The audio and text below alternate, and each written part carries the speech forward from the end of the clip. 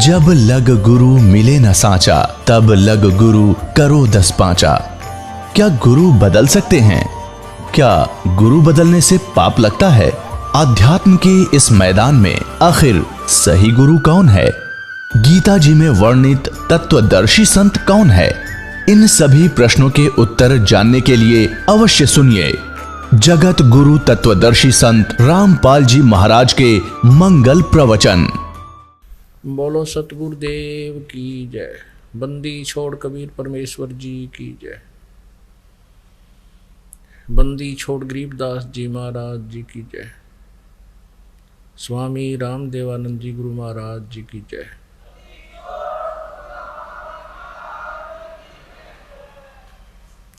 सर्व संतों की जय, सर्व भक्तों की जय, धर्मी पुरुषों की जय। श्री काशी धाम की जय, श्री छुडानी धाम की जय, श्री करौथा धाम की जय, श्री बरवाला धाम की जय। सत साही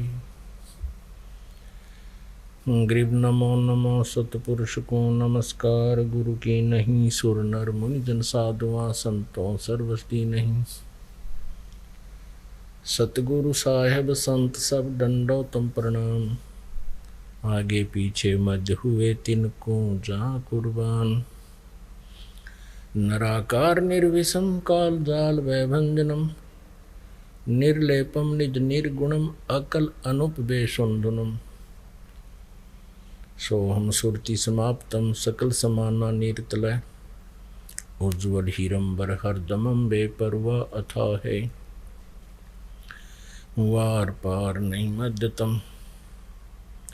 गरीब जो सुमर सिद्ध होई। गणनायक गलता ना करो अनुग्रह सोई। पारस पद परवाना।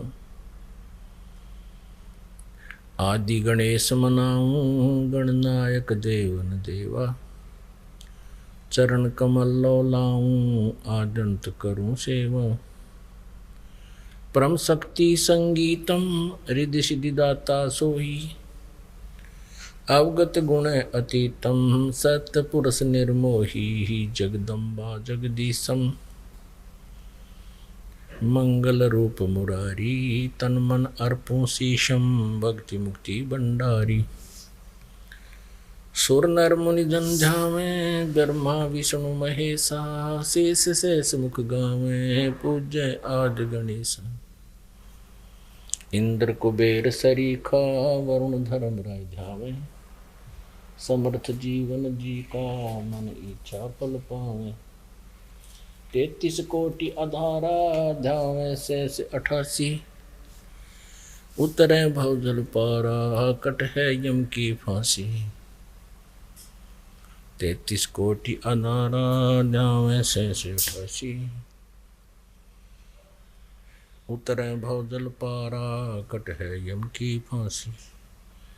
सत साही कर जोरूं विनती करूं।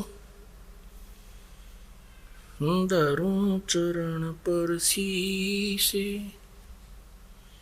गुरु जी राम देवानंद जी महाराज ने दियो नाम बख्शीश।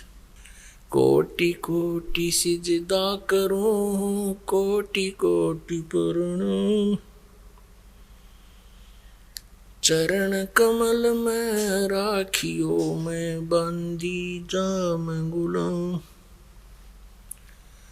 कुर्ता हूँ गुरुदेव का रामपाल दास का नाम। गले प्रेम की जेवड़ी जहाँ खेचो वहाँ जाऊं। तो करो तो बावड़ू दूर दूर करो तो जाऊं। जो राखो तो ही रहूं जो देव सुख। जय इब के सतगुरु मिले सब दुख आँखों रोए। चरणों ऊपर शीस धरूं, कहूं जो कहनी हो।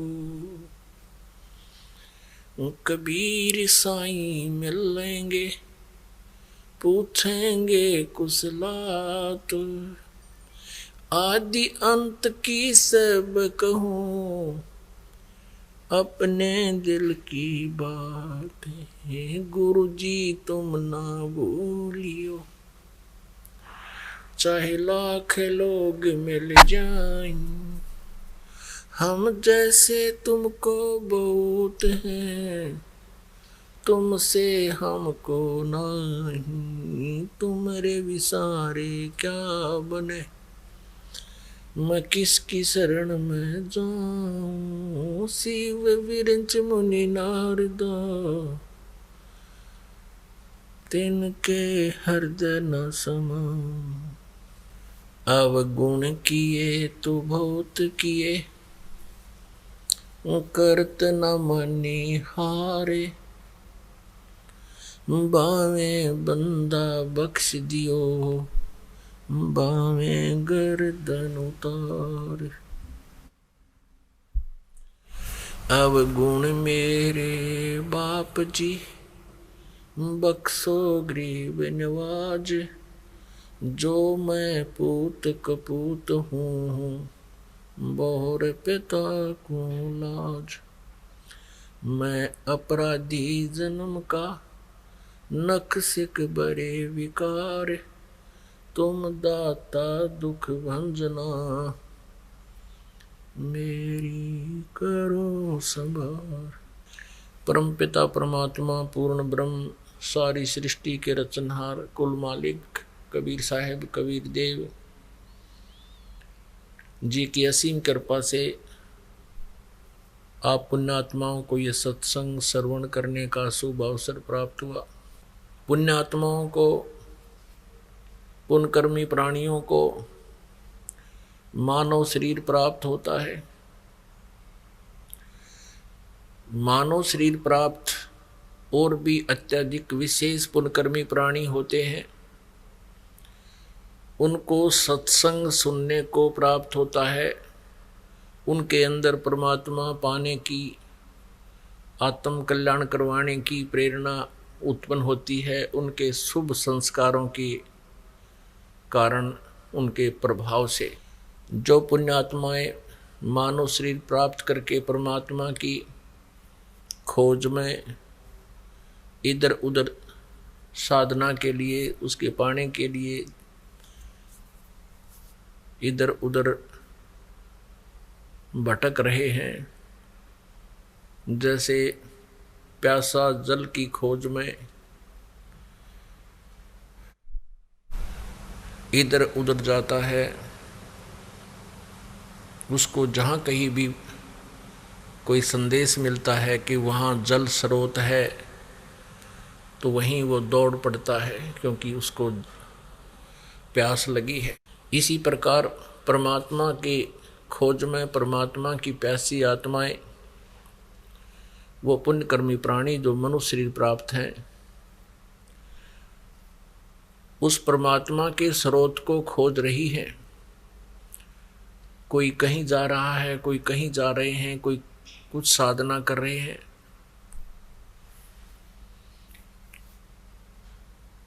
एक विशेष विचारणीय विषय है कि जो व्यक्ति कोई प्यासा हो और वो किसी से ये पूछ रहा है कि मुझे प्यास लगी है, जल कहाँ प्राप्त होगा, उसको कोई मिसगाइड करता है कि इस दिशा में चले जाओ, वहाँ एक बहुत बड़ा सरोवर है, स्वच्छ जल है, या कोई बताता है कि वहाँ एक हैंड पंप है, उसमें बहुत अच्छा जल है। तो प्यासी आत्मा तो तुरंत उधर प्रस्थान करेगी ही करेगी। अब वहाँ जाकर देखता है कि हैंड पंप तो है, लेकिन उसमें जल नहीं है। वो कोशिश भी करता है उसको हिलाने डुलाने की,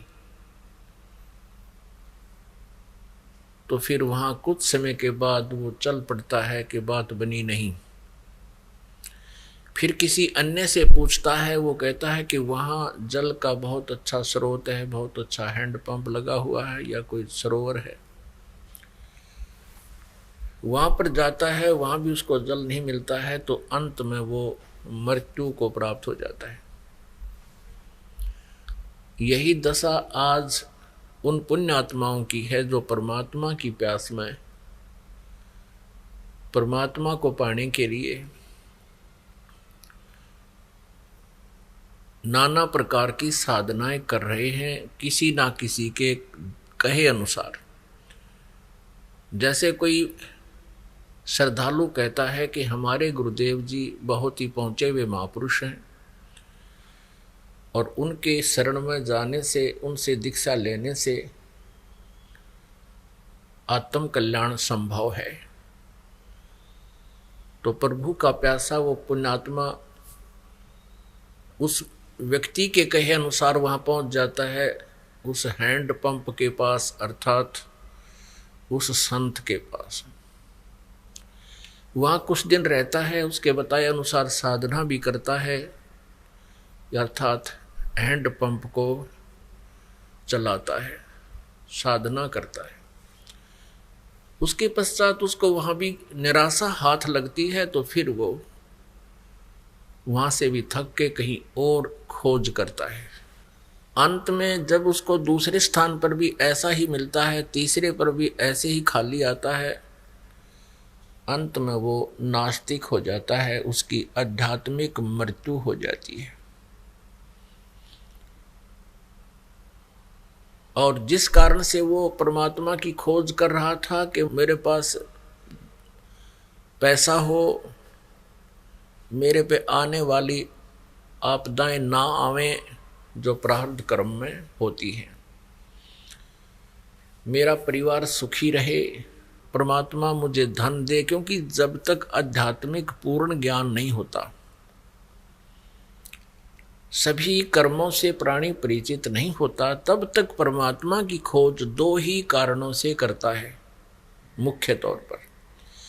प्रथम तो ये कि मेरे को धन प्राप्त हो, दूसरा संकट ना आवे, या आया हुआ हो तो उसका निवारण हो। वो तीसरे नंबर पर होता है कल्याण। उसको आध्यात्मिक पूर्ण ज्ञान जिसको नहीं है, तत्व ज्ञान नहीं, तो जिस कारण से वो परमात्मा से संकट निवारण, टेंशन लेस होने के लिए गया था जिस संत के पास, और जिन साधनाओं को वो करता रहा, और वहाँ से वो धनी बनने भी गया था, उसको वहाँ से निराशा हाथ लगी। दूसरे स्थान पर गया, वहाँ भी निराशा हाथ लगी। क्यों लगी? क्योंकि शास्त्र विधि को त्याग कर जो मनमाना आचरण करते हैं, उनको न तो सुख होता है, न सिद्धि प्राप्त होती है, न ही उनकी गति होती है, अर्थात यूजलेस। श्रीमद् भगवद गीता अध्याय नंबर 16 के श्लोक नंबर 23 में ऐसा प्रमाण है। जिस कारण से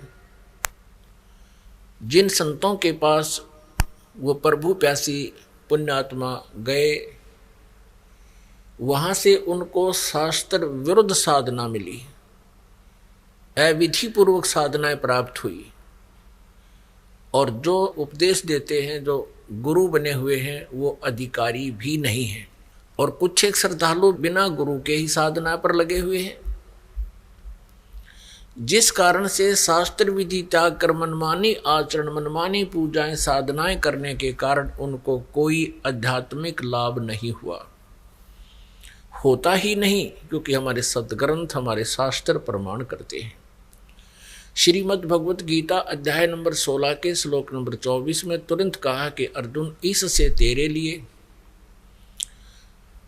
कर्तव्य और अकर्तव्य की व्यवस्था में शास्त्र ही प्रमाण है।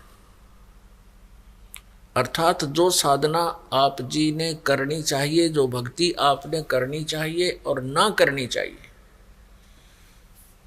उसको किसी के कहने सुनने से दंत कथा के आधार से ना तो करना प्रारंभ करना चाहिए और न ही त्यागना चाहिए।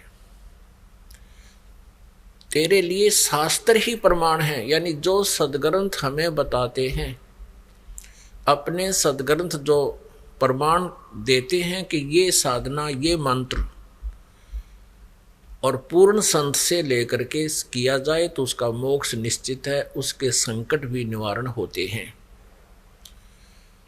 तो हमारे मुख्य सदग्रंथ,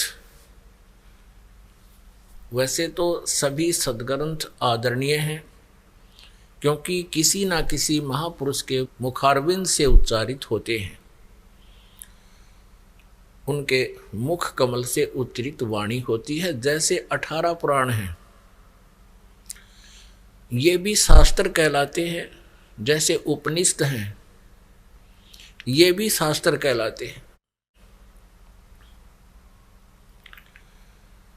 लेकिन जो शास्त्र, जो सदग्रंथ गॉड गिवन है, प्रभु दत्त हैं, वही शास्त्र प्रमाणित है।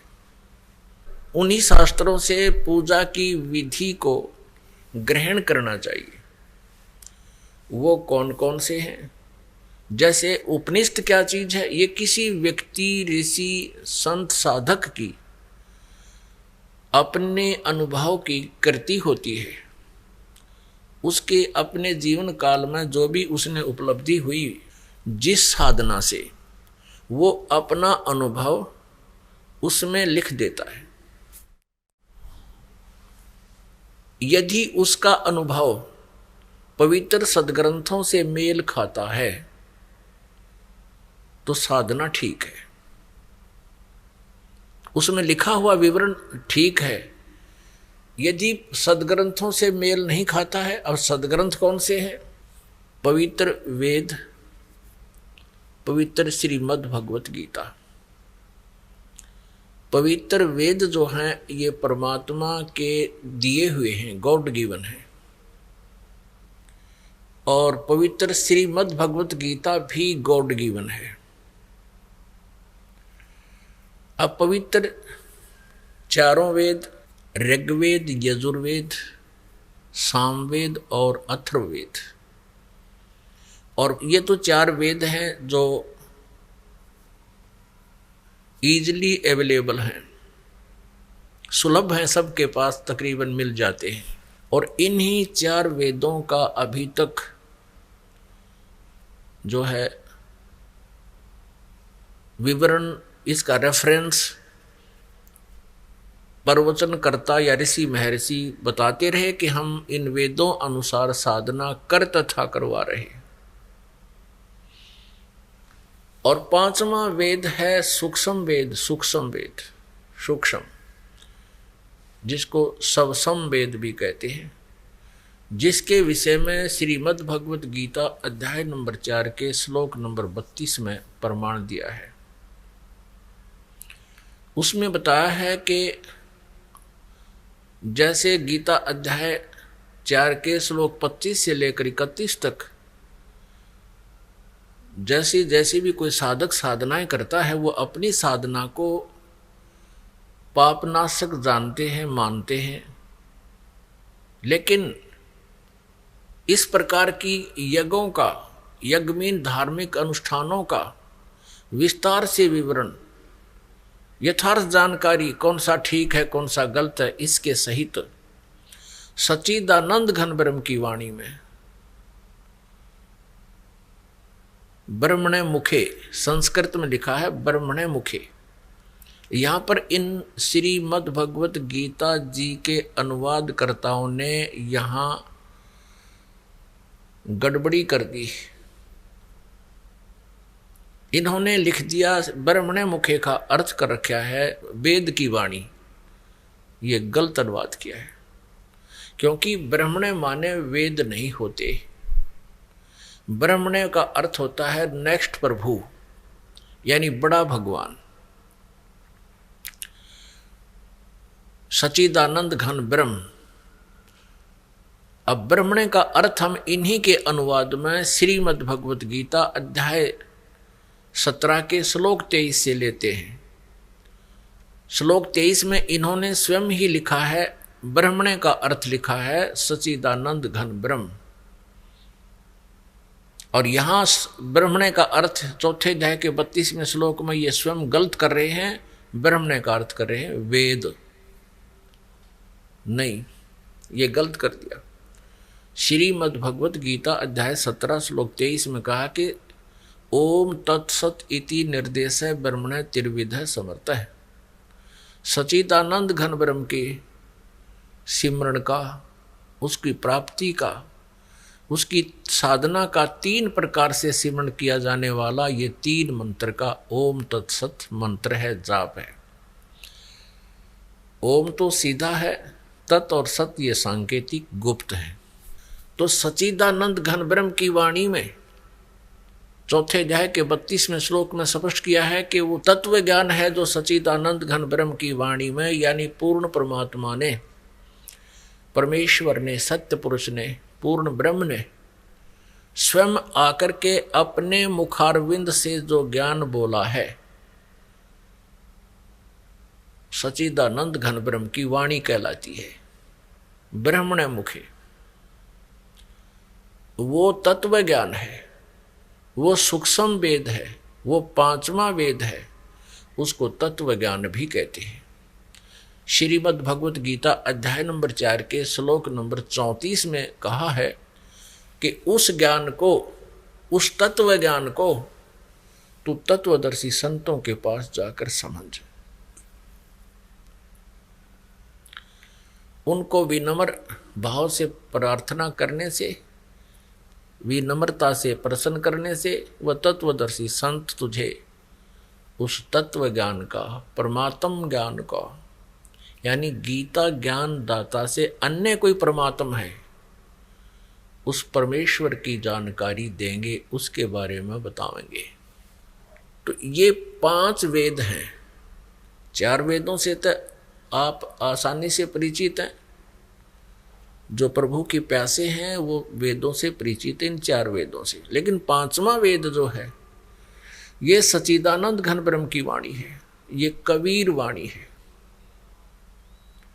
तो इन 4 वेदों में पूर्ण परमात्मा सत्य पुरुष अर्थात परम अक्षर ब्रह्म की विशेष जानकारी है, लेकिन इन 4 वेदों में उसके पाने की विधि नहीं है, उसकी भक्ति की साधना नहीं है। इसी कारण से परमेश्वर कबीर देव जी ने, कबीर साहब ने, पूर्ण परमात्मा ने, परम अक्षर ब्रह्म ने लगभग 600 वर्ष पहले सन 1398 में वो सतलोक से चलकर आए, एक नवजात शिशु का रूप धारण किया, कमल के फूल पर, काशी शहर में लहर तारा नामक तालाब के में विकसित कमल के फूल पर वो परमेश्वर नवजात शिशु का रूप धारण करके प्रकट हुए। उनको नीरू और नीमा नाम का एक जुलाहा दंपति उठा ले गया। उन्होंने, उनके संतान नहीं थी, वहाँ परमात्मा लीला में शरीर से बड़े होने लगे और आगे चल के जुलाहे का कार्य करने लगे, जिस कारण से वो परमात्मा जुलाहा कबीर नाम से प्रसिद्ध हुए, दानक कबीर नाम से प्रसिद्ध हुए।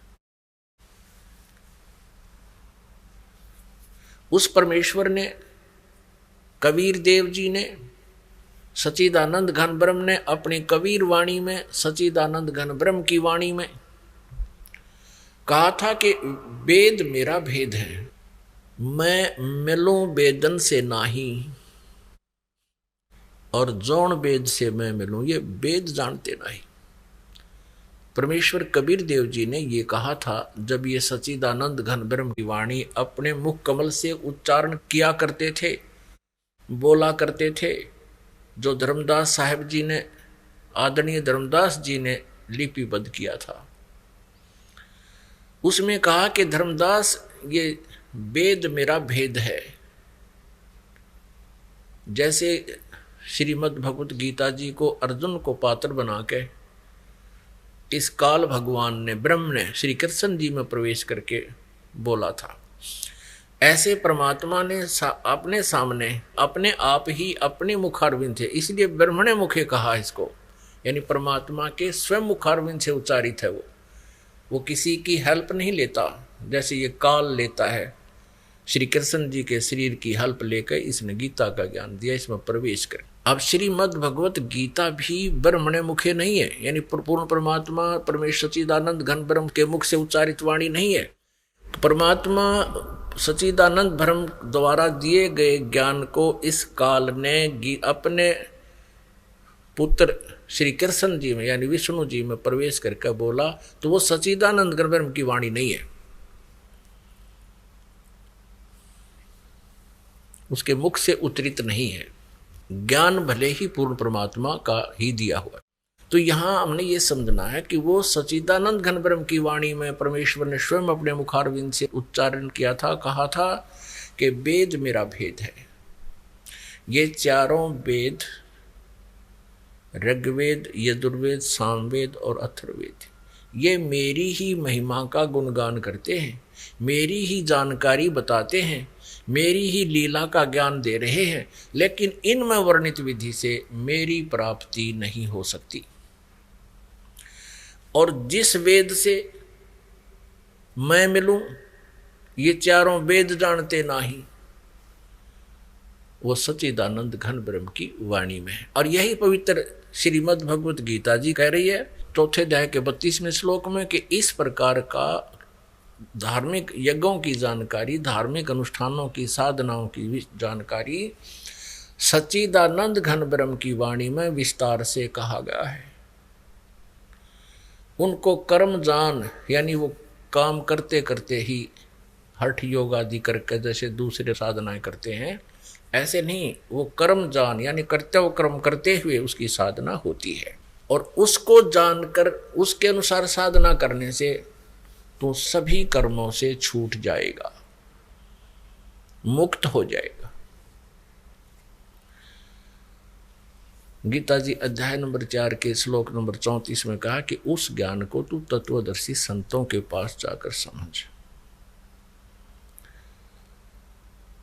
और वो तत्वदर्शी संत तुझे परमात्म तत्व का ज्ञान देंगे। यदि गीता ज्ञान दाता को वो ज्ञान होता तो 18 अध्याय जो उन्होंने बोले कहे श्री कृष्ण जी के द्वारा, तो 1-2 अध्याय और भी लिख देता। ये लिखने की आवश्यकता नहीं थी, किसी तत्वदर्शी संत के पास जाकर समझो। इससे सिद्ध है कि वो ज्ञान श्रीमद् भगवत गीता जी में नहीं है। इसलिए गीता जी अध्याय नंबर 8 के श्लोक नंबर 1 में अर्जुन ने पूछा कि हे प्रभु, आपने गीता जी अध्याय नंबर 7 के श्लोक नंबर 29 में 29वें जिस तत्व ब्रह्म की जानकारी दी है,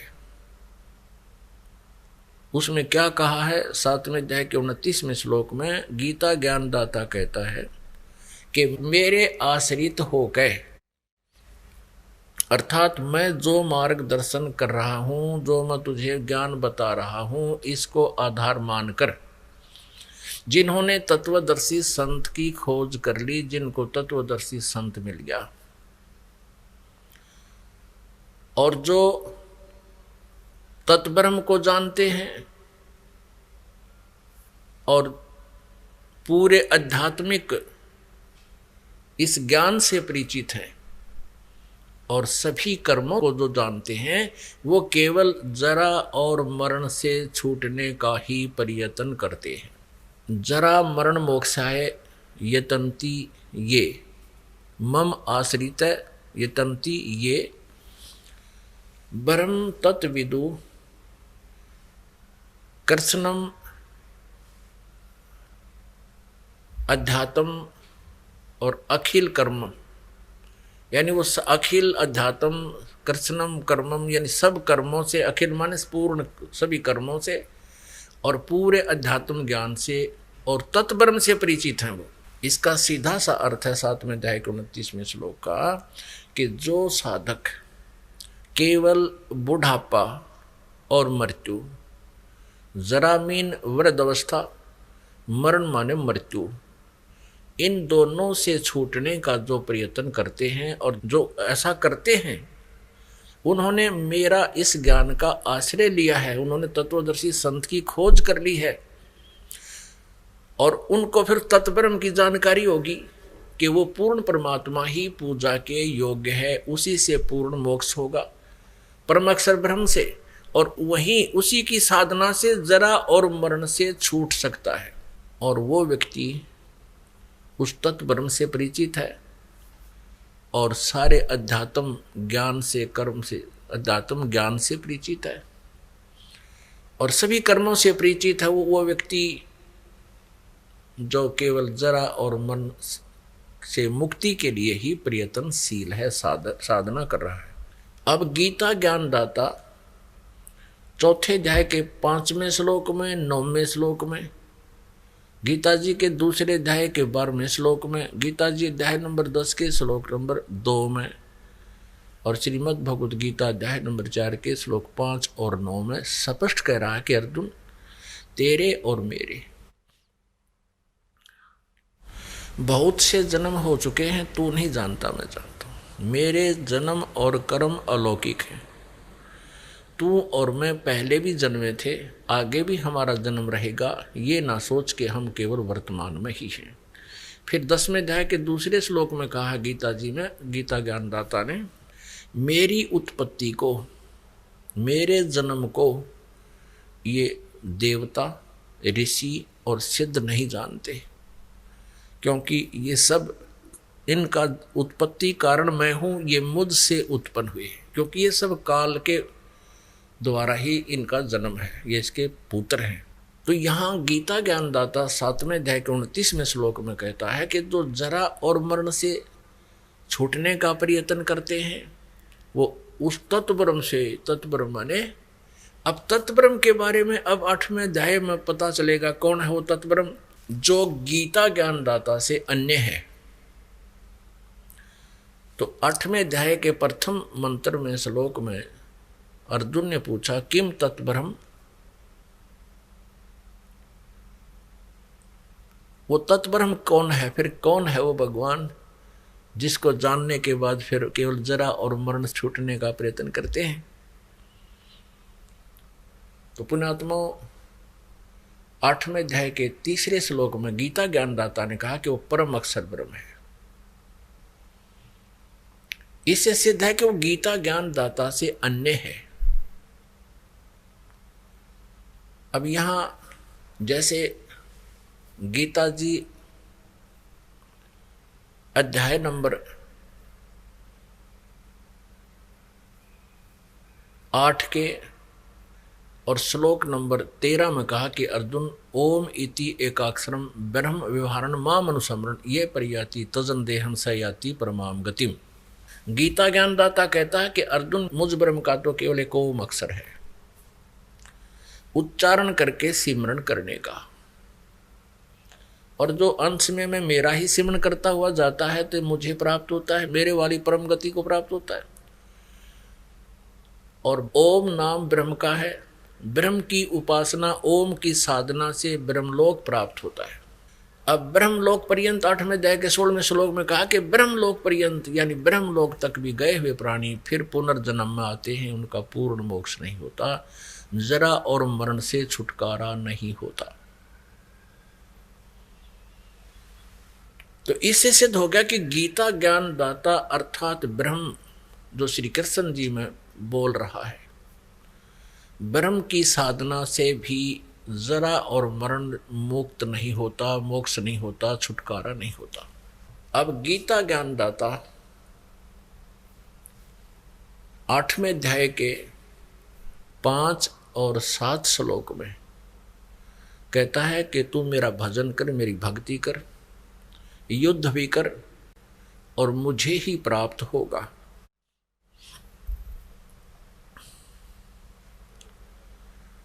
फिर 8वें अध्याय के 6 श्लोक में कहा कि ये एक नियम है अर्जुन, जो व्यक्ति अंत समय में जिस भी इष्ट में अपनी भावना रखे हुए शरीर त्याग कर जाता है, उसी को प्राप्त होता है। गीता जी अध्याय नंबर 8 के श्लोक 8, 9 और 10 में कहा है कि वो सच्चिदानंद घन ब्रह्म की जो साधना करता है, जिसके विषय में 17वें अध्याय के गीता जी में और 23वें श्लोक में कहा है, उसकी साधना कैसे होती है। ओम तत्सत इति निर्देश ब्रह्मण, ब्रह्मण माने सच्चिदानंद घन ब्रह्म। उस सच्चिदानंद घन ब्रह्म का 3 प्रकार के मंत्र के सिमरन का निर्देश है। निर्देश mean nothing else, final order. ये परमात्मा का निर्देश है और कोई मंत्र नहीं। ओम तो ब्रह्म का है और तत् और सत ये सांकेतिक गुप्त कोड वर्ण है, गुप्त मंत्र। ये दास बता सकता है इस विश्व में, और इस दास से प्राप्त करके कोई वैसे बताता है तो वो अनधिकारी है, उससे कोई लाभ होने वाला नहीं है और उसका भी भक्ति खंड हो जाता है। जैसे किसी ने ड्राइविंग लाइसेंस बनवा लिया हो और फिर दूसरे का बाप पे बनाने लग जाओ वैसे ही प्रिंट करा के, तो दोनों दोषी हो जाएंगे। तो कहने का भाव यह है कि अब ओम तत्सत ये 3 मंत्र है और 3 प्रभु हैं ये। ओम तो ब्रह्म का, और जिसको सरपुरुष भी कहते हैं, सरपुरुष, सरपुरुष, अक्षर पुरुष, परम अक्षर पुरुष। इसको ब्रह्म को सरब्रह्म भी कहते हैं, सरब्रह्म, अक्षर ब्रह्म और परम अक्षर ब्रह्म। ये 3 भगवान है। सरब्रह्म तो ये 21 ब्रह्मांड का स्वामी है, ब्रह्मा विष्णु महेश का पिता है, जिसको ब्रह्म कहते हैं। ज्योति निरंजन भी कहते हैं, जो गीता जी अध्याय नंबर 11 के श्लोक 32 में कहता है कि मैं काल हूं। ये केवल 21 ब्रह्मांड का स्वामी है, प्रभु है। और दूसरा अक्षर पुरुष कहो चाहे अक्षर ब्रह्म कहो, ये 7 संख्य ब्रह्मांड का स्वामी है। और तीसरा परम अक्षर ब्रह्म है, जो असंख्य ब्रह्मांड का स्वामी है। श्रीमद् भगवद गीता अध्याय 15 के श्लोक नंबर 1 में तत्वदर्शी संत की पहचान बताई है कि ऊपर को संसार रूपी वृक्ष है, ये ऊपर को जड़ तो पूर्ण परमात्मा है, नीचे को तीनों गुण रूपी शाखा है। गीता जी अध्याय नंबर 15 का श्लोक नंबर 1 से 4 का आपको सारांश बताता है ये दास। उल्टा लटका हुआ संसार रूपी वृक्ष है अर्जुन, जिसको ऊपर को जड़ तो पूर्ण परमात्मा है, परम अक्षर ब्रह्म है, और जमीन से बाहर जो जितना पोर्शन दिखाई देता है, जितना भी उसका पार्ट दिखाई देते हैं वृक्ष के, वो पेड़ कहलाता है। वो तना है। सबसे पहले जमीन से बाहर निकलते ही मोटा जो है वो तना, वो अक्षर पुरुष समझो, अक्षर ब्रह्म समझो, अक्षर पुरुष मानो। और उसके बाद एक मोटी डार निकलती है, उसको सरब्रह्म कहो, सरब्रह्म या सरपुरुष कहो, ऐसा जानो। और उस डार के फिर 3 शाखा हो, ये तीनों गुण रूपी शाखा, रजगुण ब्रह्मा जी, सतगुण विष्णु जी, तमगुण शिव जी रूपी शाखा है। और पात रूप संसार, हम आगे फिर पात रूप में, हम संसार रूप में हैं। अब उस वृक्ष को आहार कहाँ से होता है, कहाँ से प्राप्त होता है? जड़ से। तो वो ही जड़ रूपी पूर्ण परमात्मा परम अक्षर ब्रह्म ही इन पूरे संसार रूपी वृक्ष का धारण पोषण करता है। अंडरस्टूड। अब आगे चलते हैं। श्रीमद् भगवद गीता जी अध्याय नंबर 15 के श्लोक नंबर 16 और 17 में 3 पुरुष बताए हैं। पुरुष कहो चाहे प्रभु कहो चाहे ब्रह्म कहो चाहे भगवान कहो। गीता जी अध्याय नंबर 15 के श्लोक 16 में कहा कि सरपुरुष और अक्षर पुरुष। सरपुरुष और अक्षर पुरुष ये 2 भगवान हैं। सर और अक्षर ये 2 प्रभु हैं, 2 स्वामी हैं। और इनका तथा इनके अंतर्गत जितने प्राणी हैं सभी का स्थूल शरीर नाशवान है। ये नाशवान है, इनकी जन्म और मृत्यु होती है। लेकिन जीव आत्मा तो सबकी ही अमर है, कुत्ते की, गधे की, सबकी अमर है, वो तो आगे जन्म लेती रहती है। अब इन 2 प्रभुओं का, 2 भगवानों का, 2 ब्रह्मों का, 2 पुरुषों का 15वें अध्याय के 16वें श्लोक में इनका विवरण समाप्त हो गया। अब 17वें श्लोक में 15वें अध्याय के श्रीमद् भगवद गीता के 15वें अध्याय के 17वें श्लोक में कहा है। श्रीमद् भगवद गीता अध्याय 15 अब श्लोक 17 में स्पष्ट कर दिया है कि उत्तम पुरुष तु अन्य परमात्मा इति उदाहरते यह लोकत्रयम् आविश्य विभर्ति अवैश्वर है। ओह, इसमें स्पष्ट कर दिया है कि पुरुषोत्तम, पुरुषोत्तम यानी उत्तम पुरुष, पुरुष माने प्रभु ब्रह्म, जिसको परम अक्षर ब्रह्म कहते हैं, वो तो इन सरपुरुष और अक्षर पुरुष जो 16वें श्लोक में वर्णित हैं 15वें अध्याय के गीता जी, उनसे कोई अन्य है। उत्तम पुरुष है तो अन्य है। उत्तम माने श्रेष्ठ, पुरुष माने ब्रह्म कहो चाहे प्रभु कहो, परमात्मा कहो। उत्तम ब्रह्म यानी परम अक्षर ब्रह्म तो कोई और है, अन्य है। और परमात्मा इति उदाहरते, जिसको भगवान कहा जाता है, भगवान उसे कहते हैं जो केवल सुख दे, दुख नहीं देता। परमात्मा उसे कहते हैं जो दुख नहीं देता, केवल सुख सुख देता है। और फिर कहा है निचली पंक्ति में कि यह लोकत्रय आविश्य विभर्ति अवैश्वर, जो तीनों लोकों में प्रवेश करके सबका धारण पोषण करता है, वो है अविनाशी परमात्मा, वह अविनाशी परमेश्वर है, वो है वास्तव में अविनाशी, वो है सच्चिदानंद घन ब्रह्म, वो है परम अक्षर ब्रह्म। अब यहाँ थोड़ा सा भ्रम उत्पन्न होता है श्रीमद् भगवत गीता जी के पाठकों को कि श्रीमद् भगवत गीता अध्याय नंबर 15 के श्लोक नंबर 18 में गीता ज्ञानदाता ये ब्रह्म कह रहा है कि मैं तो पुरुषोत्तम, लोक वेद के आधार से मैं पुरुषोत्तम प्रसिद्ध हूं। लोक वेद किसे कहते हैं? दंत कथा, किसी कहा सुना ज्ञान जो वेद प्रमाणित, जो सदग्रंथ प्रमाणित ना हो। लोक वेद कथा, दंत कथा सीधा सारथ समझो, जो सुना सुनाया ज्ञान, आम व्यक्ति के द्वारा सुनाया हुआ ज्ञान। अपने आप को पुरुषोत्तम प्रसिद्ध होने का कारण भी बता रहा है कि मेरे अंतर्गत 21 ब्रह्मांड में मेरे अधीन जितने प्राणी हैं, चाहे वह ब्रह्मा विष्णु महेश हैं, चाहे रंक हैं, चाहे राजा है, चाहे अन्य चींटी से लेकर हाथी तक है, ये सभी इस ब्रह्म के कंट्रोल में है। ये इनसे ताकतवर है। जैसे श्री विष्णु जी 16 कला के प्रभु हैं, इसमें 16 प्रकार की शक्तियां हैं और ये 1000 प्रकार की कला वाला है। जैसे भगवान श्री विष्णु जी 4 भुजा के हैं, तो ये काल 1000 भुजा का ब्रह्म सरपुरुष जो 21 ब्रह्मांड का स्वामी है। तो ये क्या कहता है कि मैं तो पुरुषोत्तम इसलिए प्रसिद्ध हो रहा हूँ क्योंकि मेरे अंतर्गत जितने भी प्राणी हैं मैं उनसे उत्श्रेष्ठ हूँ, उनसे तगड़ा हूँ, ताकतवर हूँ, इसलिए मैं लोके वेदे पुरुषोत्तम प्रसिद्ध हूँ। स्पष्ट कर दिया कि आई एम नॉट पुरुषोत्तम, मैं पुरुषोत्तम नहीं हूँ। पुरुषोत्तम तो 15वें अध्याय के 17वें श्लोक में बता दिया कि यह उत्तम पुरुष को चाहे पुरुषोत्तम कहो, पुरुषोत्तम तो अन्य ही है जिसको परमात्मा कहा जाता है। और यह लोक तरम आविश्य विवर्ती अवैश्वर है, जो तीनों लोकों प्रवेश करके सबका धारण पोषण करता, वो है अविनाशी भगवान। श्रीमद् भगवत गीता जी अध्याय नंबर 15 के श्लोक 1 से 4 और 16 और 17 में ये 3 प्रभु स्पष्ट हो गए।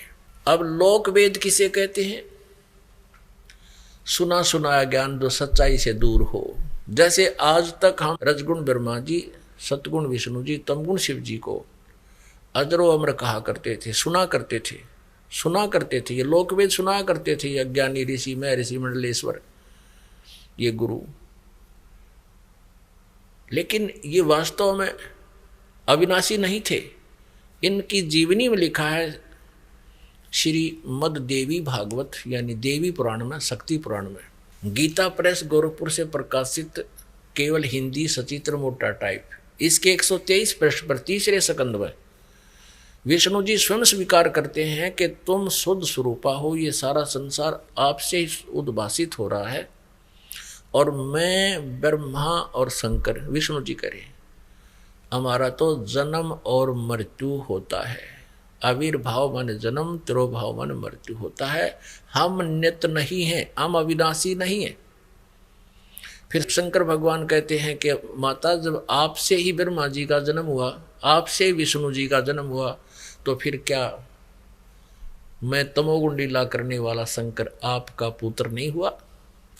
और हम आप ही से उत्पन्न हैं, हम तीनों गुणों युक्त हैं और हम केवल नियमित कार्य ही कर सकते हैं, यानी जिसका जैसा वर्क डन ही दे सकते हैं। किसी की किस्मत में, किसी के प्रारब्ध में कोई दुख है, उसको निवारण नहीं कर सकते, कम और अधिक नहीं कर सकते। तो ये लोक वेद था जो हमें सुनाया जाता था कि अजरो अमर है, इनके कोई माता पिता नहीं है, ये सर्वेश्वर है, महेश्वर है, अनंत कोटि ब्रह्मांड के स्वामी हैं। इसको लोक वेद कहते हैं। तो यहाँ गीता ज्ञानदाता 15वें अध्याय के 18वें श्लोक में कहता है कि मैं तो लोक वेद के आधार से पुरुषोत्तम प्रसिद्ध हूँ। कारण बताता है कि मेरे अंतर्गत 21 ब्रह्मांड में जितने भी प्राणी हैं उनसे मैं तगड़ा हूँ, उत्तम हूँ। यहाँ तगड़ा किसने माना है? जैसे ऋषि हुआ करते, एक ऋषि ने, एक सिद्ध ने कोई एक सिद्धि प्राप्त कर ली और दूसरे के पास 2 होगी तो 2 वाला उससे उत्तम माना जाता है, बाकी दोनों चौड़ चपट। तो ऐसे ये 1000 भुजा का मालिक है, 1000 कला है इसके पास, और अन्य इसके अंतर्गत जो प्रभु हैं, श्री सतगुण विष्णु जी, श्री रजगुण ब्रह्मा जी और श्री शिव जी तमगुण, ये 16 कला के प्रभु हैं। ये वैसे तीनों ही 16 कला के प्रभु हैं, एक जैसी पावर है इनकी। बाकी श्री विष्णु जी ज़्यादा सुप्रसिद्ध हैं क्योंकि हम इनको ज़्यादा मानते रहे अब लोक वेद के आधार से। मैं तो देते रहे, इस शंकर भगवान जी को भी पैरेलल देते रहे, जबकि ये तीनों के तीनों 4 भुजा युक्त हैं,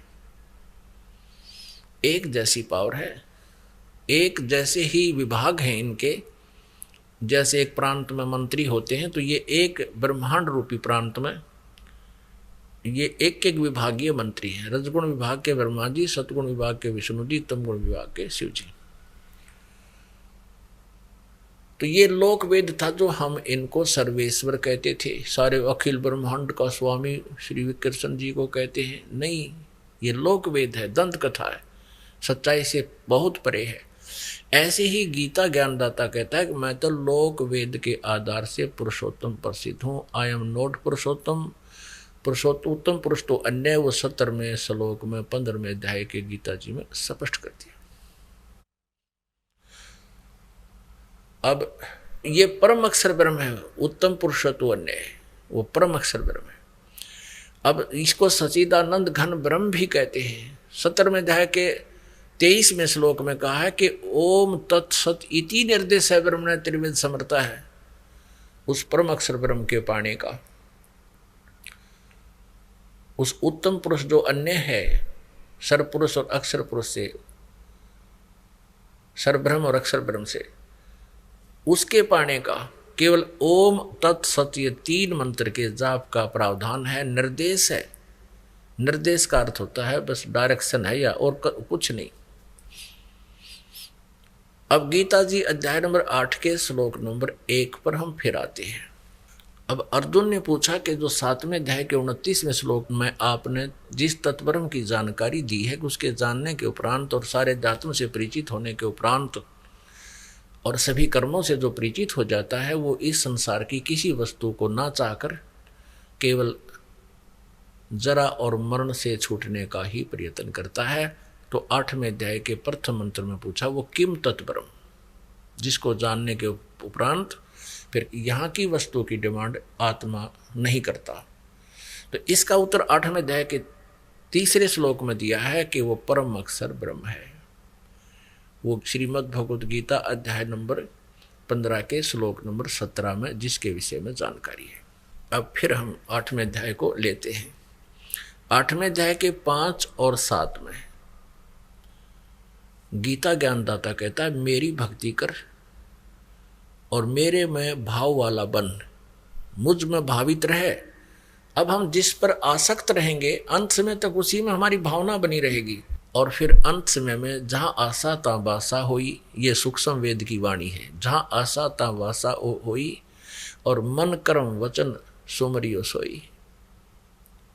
जिस भी इष्ट की आप उपासना करते हो उसको मन कर्म वचन से जाप करना, तब जहाँ आशा रहेगी, जिसमें भावित रहोगे अंत समय तक, जिस पर आसक्त रहोगे उसी को प्राप्त होगे, जहाँ आशा ता बासा हुई।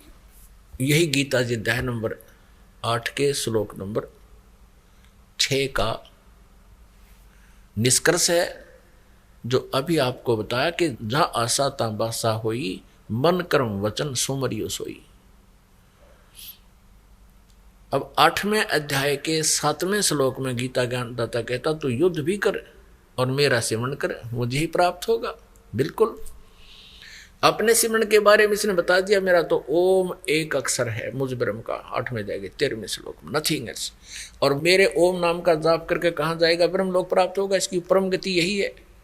और 8वें अध्याय के 16वें श्लोक में गीता जी में कहा कि ब्रह्म लोक पर्यंत भी गए हुए प्राणी फिर वापस जन्म मृत्यु में आते हैं, उनका जरा और मरण नहीं खत्म होता, समाप्त नहीं होता।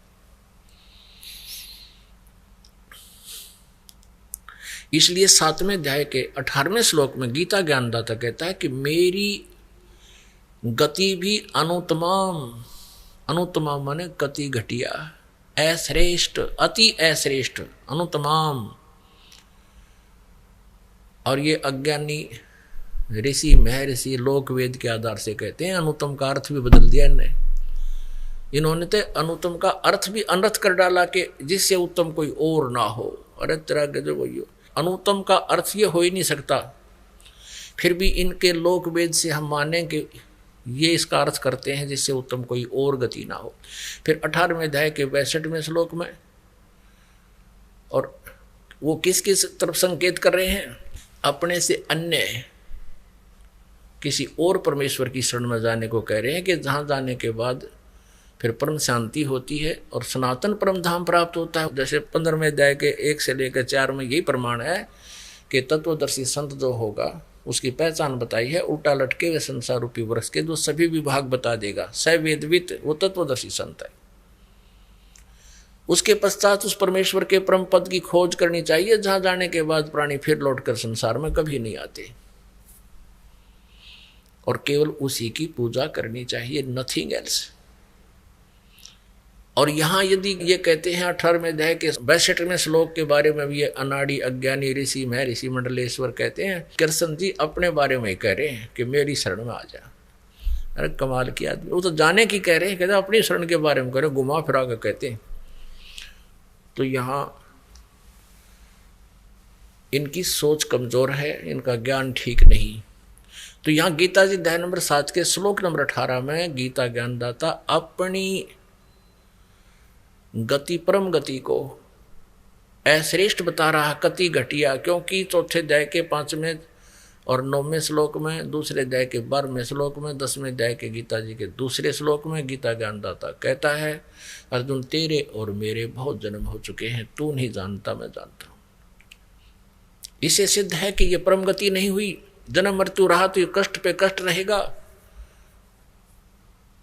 और इसलिए उसने कहा है उस पुरुषोत्तम, उत्तम पुरुषत्व अन्य है, उस परमेश्वर की शरण में जा, उसकी कृपा से ही तो परम शांति को और सनातन परम धाम को प्राप्त होगा, जहां जाने के बाद फिर कभी लौटकर संसार में नहीं आते। तो यहां इनकी ये टिप्पणी, ये कहना भी गलत सिद्ध हुआ। 7वें अध्याय के 18वें श्लोक के विषय में अनुत्तम का अर्थ ये करते हैं जिससे उत्तम कोई ना हो, वो भी गलत सिद्ध हो गया, क्योंकि वो गीता ज्ञानदाता किसी और परमात्मा पुरुषोत्तम के बारे में, जो उत्तम पुरुषत्व है, और उसी की साधना के लिए प्रमाण कर रहा है, और उसकी साधना का मंत्र भी बता रहा है 17वें अध्याय के 23वें श्लोक में, लेकिन वो इनकम्प्लीट है। इसलिए श्रीमद् भगवद गीता अध्याय नंबर 4 के श्लोक नंबर 34 में कहा कि जो चौथे अध्याय के 32वें श्लोक में जिस सच्चिदानंद घन ब्रह्म की वाणी जानकारी दी है वो है तत्व ज्ञान। उस तत्व ज्ञान को किसी तत्वदर्शी संत से पूछो, समझो, वो बतावेंगे। उस परमात्म तत्व का ज्ञान देंगे तुझे, तो वो परमात्म तत्व परम अक्षर ब्रह्म है। और उसके पाने का मंत्र है ओम तत्सत।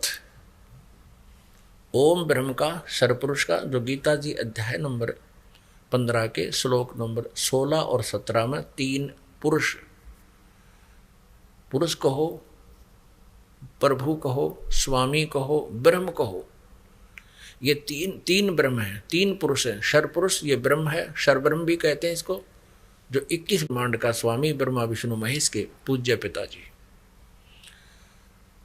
और अक्षर पुरुष ये 7 संग ब्रह्मांड का स्वामी है, ये 7 संग ब्रह्मांड का स्वामी। ये अक्षर पुरुष कहो चाहे इसको अक्षर ब्रह्म कहो। और जो 15वें अध्याय के 17वें श्लोक में कहा उत्तम पुरुष है तू अन्य परमात्मा इति उद्धारते है, वो है परम अक्षर पुरुष कहो चाहे उसे परम अक्षर ब्रह्म कहो, वो है वास्तव में अविनाशी परमात्मा। उस परम अक्षर ब्रह्म के पाने का 8वें अध्याय के 8, 9, 10 में स्पष्ट कहा है कि उसकी भक्ति करेगा तो उस सच्चिदानंद घन ब्रह्म की, यानी उस देव परम पुरुष की, उस पूर्ण परमात्मा की, परम अक्षर ब्रह्म की, जो उत्तम पुरुष अन्य है परम अक्षर ब्रह्म, जो 8वें अध्याय के 3रे श्लोक में जिसके विषय में कहा है, उसकी भक्ति करेगा तो उसको प्राप्त होगा। उसके पाने का मंत्र ओम तत्सत। ओम तो ये सरब्रह्म का, सरपुरुष का समझो, 21 ब्रह्मांड के स्वामी का, और अक्षर पुरुष का ये तत्, ये सांकेतिक है। ये ओम और तत् मिलकर ये 2 अक्षर का एक सतनाम बनता है। और तीसरा जो सत्य है 17वें अध्याय के 23वें श्लोक में, वो परम अक्षर ब्रह्म का मंत्र है, ये गुप्त है। तत् और सत्य ये सांकेतिक है, कोड वर्ड है, ये दास बताता है। और जिनको ये तीनों मंत्र प्राप्त हैं उनको ये ज्ञान जो दास बता रहा आसानी से समझ में आता है। तो गीता अध्याय नंबर 8 के श्लोक नंबर 8, 9, 10 में कहा कि जो उस परमात्मा सच्चिदानंद घन ब्रह्म की भक्ति करता हुआ अंत समय में शरीर त्याग कर जाता है और अपने प्राण यानी जीव को, श्वास को बरकुटी के माध्यम में स्थिर कर लेता है, अपने आप हो जाता है। इस भक्ति से अपने आप होगा सब क्रियाएं। जैसे इंजन स्टार्ट कर दिया और गाड़ी ओके है तो अपने आप गियर लगते हैं, गियर चलेंगे, ब्रेक, सारे काम ऑटोमेटिक करेंगे तो उनको जब हैंडल किया जाएगा। तो इसी प्रकार इस परमात्मा की सतभक्ति से ये शरीर रूपी गाड़ी स्टार्ट हो जाती है, अंदर की सब क्रियाएं प्रारंभ हो जाती हैं।